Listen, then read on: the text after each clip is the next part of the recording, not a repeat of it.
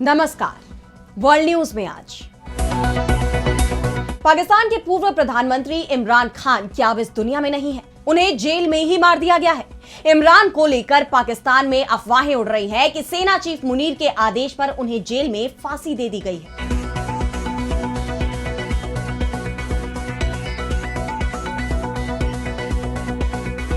इमरान को लेकर जो खबरें सामने आ रही हैं, उससे पाकिस्तान की सरकार के सामने मुश्किलें बढ़ती ही जा रही हैं। पाकिस्तान की सरकार पर सवाल इसलिए भी उठ रहे हैं क्योंकि कोर्ट की तरफ से आदेश है कि इमरान के परिवार को उनसे मिलने दिया जाए, लेकिन सरकार इसे मानने को तैयार नहीं है। पीटीआई समर्थकों की तरफ से अब यह दावा किया जा रहा है कि जेल में इमरान खान को दी गई फांसी। अगर इमरान जिंदा है तो फिर उन्हें वीडियो कॉन्फ्रेंस के जरिए कोर्ट में पेश क्यों नहीं किया जा रहा? क्योंकि उन्हें पार्टी के नेताओं और परिवार के लोगों से मिलने नहीं दिया जा रहा है। इस पर हम करेंगे विस्तार से चर्चा, लेकिन आइए जरा उन खबरों को भी देख लें जिन पर आगे होगी बात। इजरायल और हिजबुल्लाह में फिर बन रहे जंग के हालात। संगठन ने टॉप लीडर तब्ताबाई की मौत का बदला लेने की खाई कसम। लेबनानी सेना ने इजरायल बॉर्डर पर मजबूत की पकड़। रूस से जंग के बीच चौतरफा घिरा यूक्रेन। राष्ट्रपति जेलेंस्की के सबसे बड़े अधिकारी ने दिया इस्तीफा। शांति समझौते को मंजूर करने के लिए अमेरिका भी बना रहा दबाव। वेनेजुएला में जमीनी अभियान शुरू करने की तैयारी में अमेरिका। राष्ट्रपति ट्रंप ने सैनिकों को दिया संकेत। वेनेजुएला के राष्ट्रपति से फोन पर की बात। और चलते चलते में देखेंगे कैसे सोना ढूंढने निकले शख्स को मिल गया पूरा ब्रह्मांड। वैज्ञानिक भी हैरान। इन सभी खबरों पर हम विस्तार से करेंगे बात, लेकिन पहले एक नजर हेडलाइंस पर। अमेरिकी राष्ट्रपति ट्रंप का एक और बड़ा कारनामा। सेंट्रल अमेरिकी देश होंडुरास के चुनाव में किया खुला हस्तक्षेप। कहा टीटो अस्फुरा को चुनो राष्ट्रपति। कैरिबियन देश सेंट विंसेंट एंड ग्रेनेडियंस में 24 साल बाद बदली सत्ता। न्यू डेमोक्रेटिक पार्टी के गॉडविन फ्राइडे ने पीएम गोंसाल्वेस को चुनाव में दी भारी शिकस्त। एनडीपी को 15 में से 14 सीटों पर मिली जीत। लंदन में ऑक्सफोर्ड यूनियन में होने वाली भारत पाकिस्तान की डिबेट कैंसिल। पाकिस्तान ने भारत पर पीछे हटने का लगाया आरोप। भारतीय वक्ता दीपक बोले इल्जाम झूठा, ईमेल कॉल रिकॉर्ड दिखाए। विश्वेत लोगों को मार रहे हैं। G20 में शामिल न होने को लेकर अमेरिकी राष्ट्रपति ट्रंप का दक्षिण अफ्रीका पर बड़ा आरोप। कहा दुख तो इस बात का है कि फेक न्यूज मीडिया इसके खिलाफ एक शब्द नहीं बोलेगा। तो पाकिस्तान की सियासत में एक बार फिर तूफान खड़ा हो गया है। पूर्व प्रधानमंत्री और पीटीआई चीफ इमरान खान की मौत की खबर सोशल मीडिया पर चल रही है। शहबाज शरीफ की सरकार इमरान की मौत से इनकार कर रही है। इस बीच ये दावा शुरू हो गया है कि 3 सप्ताह पहले जेल में इमरान को फांसी दी जा चुकी है। इस खुलासे ने इमरान समर्थकों का गुस्सा भड़का दिया। हालात बिगड़ते जा रहे हैं। शहबाज शरीफ के करीबी ने इमरान का फातिहा पढ़ने की नसीहत दी है। जहां कुछ लोग दावा कर रहे हैं कि इमरान को फांसी पर लटका दिया गया है, तो कुछ लोगों का कहना है कि किसी भी वक्त इमरान को फांसी दी जा सकती है। वैसे इमरान खान की बहनों की माने तो शहबाज और मुनीर इतनी बड़ी गलती नहीं करेंगे, क्योंकि अगर ऐसा हुआ तो पाकिस्तान की जनता इन दोनों के पूरे वंश को ही खत्म कर देगी। हालांकि पाकिस्तान की सरकार की तरफ से यह दावा किया जा रहा है कि इमरान स्वस्थ है, लेकिन वो देश में बड़ी गड़बड़ी फैलाने का प्लान बना रहे हैं, इसलिए उनसे किसी को भी मिलने नहीं दिया जा रहा। मगर सरकार इमरान का कोई वीडियो भी जारी नहीं कर रही है, जिसके बाद उनकी सुरक्षा और सेहत को लेकर सवाल खड़े हो गए हैं। ऐसे में सवाल ये भी उठ रहे हैं कि इमरान खान जिंदा भी हैं या नहीं, कहीं कोई बड़ी अनहोनी तो नहीं हो गई। वैसे इमरान खान की बहन अलीमा खानम को उम्मीद है कि रावलपिंडी की अदियाला जेल में बंद उनके भाई अभी जिंदा हैं। उन्होंने कहा कि इमरान खान को कुछ नहीं होगा, क्योंकि ये रेड लाइन है। अगर पीटीआई नेता को किसी भी तरीके का शारीरिक नुकसान पहुंचाने की कोशिश की गई तो पाकिस्तान में भूचाल आ जाएगा। देश में अराजकता फैल जाएगी, क्योंकि जनता इमरान खान के साथ है और वे उनसे मिलने का इंतजार कर रहे हैं। इसलिए वे उनके साथ कुछ भी करने की हिम्मत नहीं कर सकते। अलीमा ने उम्मीद जताई कि इमरान खान जिंदा है, लेकिन एक डर बना हुआ है। दरअसल ये डर इस बात को लेकर है कि 4 नवंबर के बाद से इमरान खान की किसी से भी मुलाकात नहीं हुई है। यहां तक कि जेल में बंद दूसरे कैदियों ने भी इमरान को नहीं देखा है। जिस कोठरी में इमरान को बंद किया गया है, वहां से वो 4 नवंबर के बाद बाहर ही नहीं निकले। जबकि पाकिस्तान की सरकार का दावा है कि इमरान को 5 स्टार की सुविधाएं दी जा रही हैं। इस बीच इमरान खान का एक पुराना बयान इस वक्त सबसे ज्यादा चर्चाओं में है, जिसमें उन्होंने कहा था कि अगर उनकी मौत होती है तो उसके लिए आर्मी चीफ असीम मुनीर जिम्मेदार होंगे। इन हालात में मुनीर को इमरान की बहन ने हिटलर बताया है। इमरान खान की छोटी बहन नूरीन नियाजी ने कहा कि पाकिस्तान इस वक्त जुल्म के दौर से गुजर रहा है। हमने हिटलर की कहानियां पढ़ी थी, जुल्म की कहानियां जो हमने पढ़ी थी अब वो सामने होता देख रहे हैं। लोगों को पकड़कर बेसमेंट में रखा जा रहा है, कई लोगों को मार दिया गया। ये इमरान की सेहत के बारे में कुछ नहीं बता रहे। पार्टी के लीडरों को उनसे मिलने नहीं दिया जा रहा, परिवार के लोगों को नहीं मिलने दे रहे हैं। पाकिस्तान में पहले कभी औरतों के साथ इस तरह की बदतमीजी नहीं हुई। पहली बार है कि बच्चे बूढ़े कुछ नहीं देख रहे। पुलिस को इजाजत है कि जो भी आपको दिख जाए उन्हें मारे, कोई पूछने वाला नहीं है। इस बीच अदियाला जेल के बाहर पाकिस्तान तहरीके इंसाफ यानी पीटीआई के कार्यकर्ताओं का हुजूम डटा हुआ है। इमरान के समर्थन में जबरदस्त नारेबाजी हो रही है। दूसरी तरफ प्रदर्शनकारियों को संभालने के लिए सरकार ने जेल के आसपास 5 नई पुलिस चौकियां बना दी हैं। 2500 अतिरिक्त जवान तैनात किए गए हैं। रबर की गोलियों, आंसू गैस, डंडों, हर चीज सुरक्षा कर्मियों को उपलब्ध कराई गई। प्रदर्शनकारियों पर जितनी सख्ती सरकार बरतने की कोशिश कर रही है, यह प्रदर्शन उतना ही फैलता जा रहा है। रावलपिंडी में अदियाला जेल के बाहर शुरू हुआ यह प्रोटेस्ट अब कराची सहित पाकिस्तान के कई शहरों में फैल गया है। अदियाला जेल के बाहर पश्तूनख्वा मिल्ली अवाम पार्टी के नेता महमूद खान अचकजई भी पहुंचे। उन्होंने चेतावनी दी है कि यह तो सिर्फ शुरुआत है, अब पूरे मुल्क में धरने दिए जाएंगे। पीटीआई और दूसरे विपक्षी दलों की तरफ से पूरे पाकिस्तान ही नहीं बल्कि अमेरिका में भी प्रदर्शन का ऐलान कर दिया गया है। और अब बढ़ते हैं अगली खबर की तरफ, जहां हम बात करेंगे इजरायल और लेबनान के बीच बढ़ते तनाव की। तो इजरायल की तरफ से अपने पड़ोसियों के खिलाफ आक्रामक सैन्य अभियान लगातार चल रहा है। लेबनान में हिजबुल्लाह के साथ इजरायल ने 1 साल पहले सीज फायर समझौता किया था, लेकिन इस समझौते का इजरायल लगातार उल्लंघन करता रहा है। 23 नवंबर को इजरायल ने लेबनान में हिजबुल्लाह के मिलिट्री विंग के चीफ ऑफ स्टाफ हेथम तबतबाई को निशाना बनाकर हमला किया, जिसमें उसकी मौत हो गई। कई और भी लोगों की जान इस हमले में चली गई।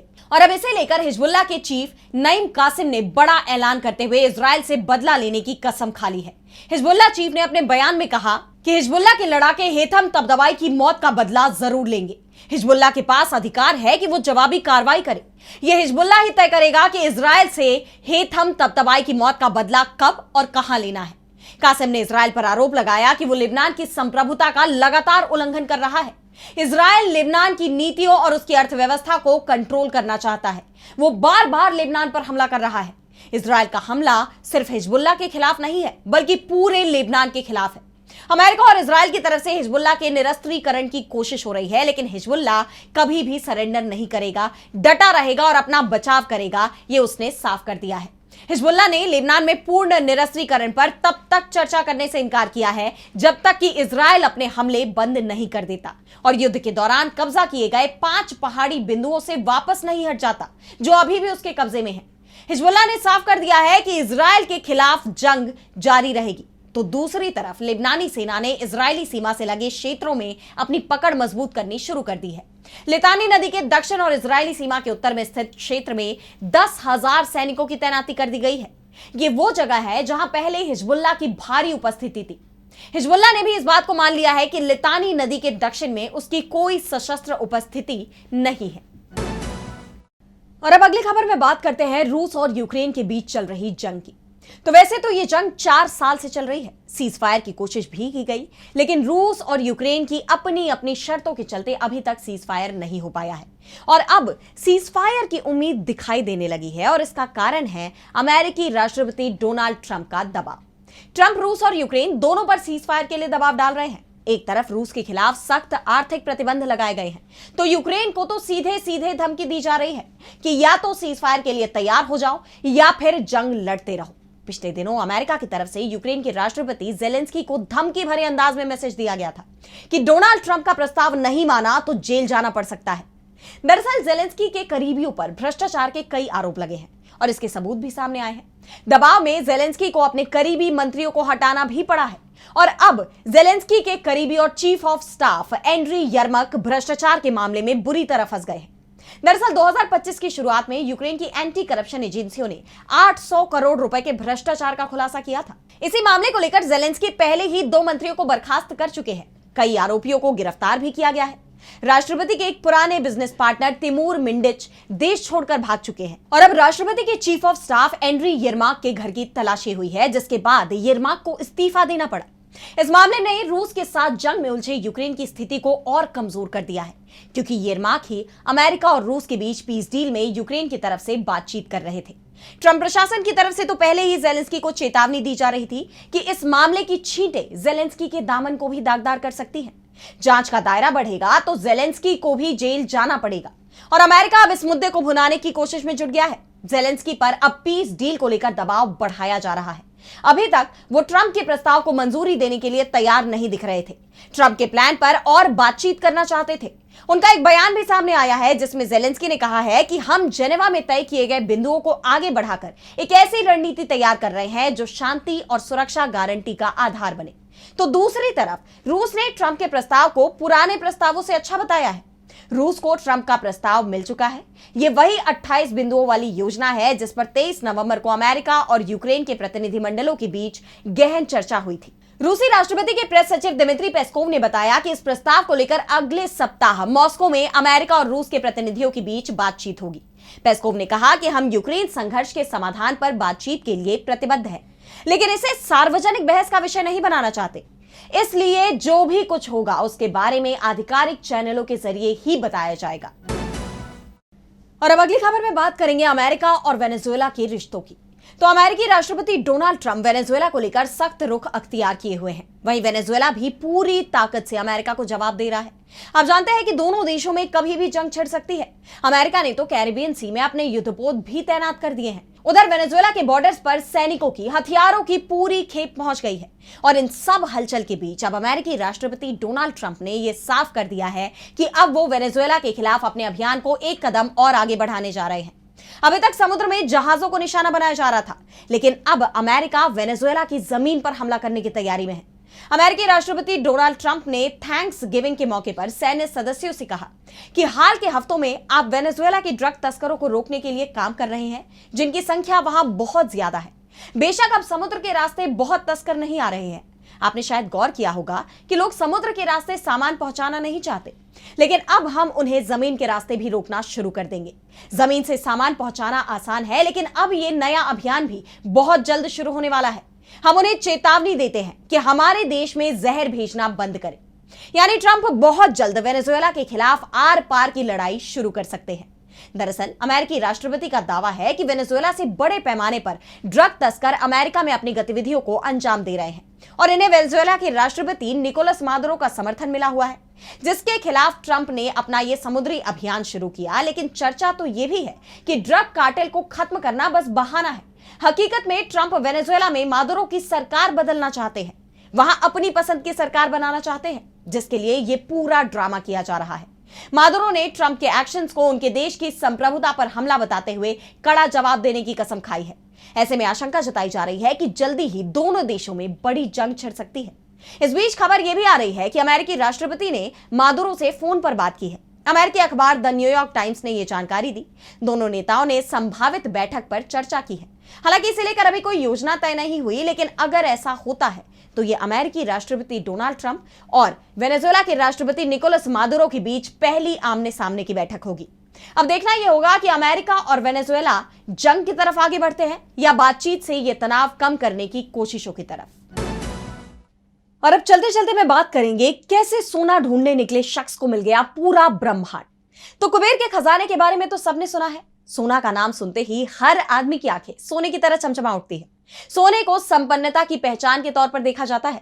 ज्वेलरी से लेकर तिजोरी तक सोना हर किसी की पहली पसंद है। कभी कभी आपके मन में भी आता होगा कि काश कोई खजाना मिल जाए, लेकिन जरा सोचिए कि जिसे आप सोना समझकर सालों से अपनी तिजोरी में रखे हुए हैं, उसे जब आप बेचने जाएं और आपको पता चले कि वो तो सोना है ही नहीं, तो इससे बड़ा झटका आपके लिए और क्या होगा। अब ऐसा ही एक मामला सामने आया है। ऑस्ट्रेलिया के मेलबर्न में रहने वाले डेविड होल को मैरीबरो रीजनल पार्क में साल 2015 में ऐसा पत्थर मिला जिसने न सिर्फ उन्हें बल्कि वैज्ञानिकों को भी चौंका दिया है। मेटल डिटेक्टर के साथ खोजबीन करते हुए होल को पीली मिट्टी में दबा एक लाल रंग का बेहद भारी पत्थर मिला था। इस पत्थर पर पीली मिट्टी लिपटी हुई थी और इलाका गोल्ड फील्ड्स का था। तो डेविड को लगा कि अंदर सोने की डली होगी। घर लाकर उन्होंने इस पत्थर को खोलने की हर मुमकिन कोशिश की। Rock saw, angle grinder, drill, तेजाब और यहां तक कि हथौड़ा तक आजमाया, लेकिन पत्थर पर खरोंच तक नहीं आई। आखिरकार डेविड थक हारकर उस पत्थर को मेलबर्न म्यूजियम ले गए। सिडनी मॉर्निंग हेराल्ड की रिपोर्ट के मुताबिक वहां जियोलॉजिस्ट डर्मोट हेनरी ने एक नजर में पहचान लिया कि यह कोई साधारण पत्थर नहीं है, बल्कि अंतरिक्ष से आया एक दुर्लभ उल्का पिंड है, यानी एस्टेरॉइड है। यह बात सुनकर डेविड होल हैरान रह गए। इसके बाद हेनरी ने बताया कि इसकी सतह पर गड्ढेदार और पिघला हुआ लुक था। यह तब बनता है जब उल्कापिंड वायुमंडल से गुजरते हुए बाहर से पिघल जाता है और हवा उसे तराशती है। म्यूजियम के दूसरे जियोलॉजिस्ट बिल बर्च ने कहा कि धरती पर ऐसा पत्थर उठाओगे तो इतना भारी नहीं लगेगा, यह वजन ही इसकी पहचान है। हेनरी ने बताया कि उनके पास लोग अक्सर ही उल्कापिंड समझकर पत्थर लाते हैं, लेकिन सिर्फ 2 ही असली निकले और डेविड वाला उनमें से एक था। वैज्ञानिकों ने इस उल्कापिंड का नाम मैरीबरो रखा है। जब इसका टेस्ट किया गया तो पता चला कि ये 4.6 अरब साल पुराना है, यानी हमारे सौर मंडल जितना ही पुराना है। इसमें दुर्लभ कार्बोनेसियस चॉन्ड्राइट पाया गया, जिसमें अमीनो एसिड भी है, यानी जीवन की शुरुआत के केमिकल मौजूद है। इसका वजन 17 किलोग्राम था और ये अब मेलबर्न म्यूजियम की सबसे कीमती धरोहरों में से एक है, जिसे देखने के लिए लोग दूर दूर से आते हैं। जब डेविड होल को यह पता चला तो वो हैरान रह गए, क्योंकि उन्हें सोने की तलाश थी, लेकिन उन्हें सोने से भी कीमती अंतरिक्ष का इतना बड़ा खजाना मिल गया। अब इस खुलासे ने कई नए सवालों को जन्म दे दिया है। आने वाले वक्त में हो सकता है कि इस पत्थर से जीवन के कई और रहस्य सामने आ जाए। फिलहाल आज इस वर्ल्ड न्यूज में इतना ही। देश दुनिया की तमाम बड़ी खबरों के लिए आप देखते रहिए डीबी लाइव और मुझे दीजिए इजाजत। नमस्कार।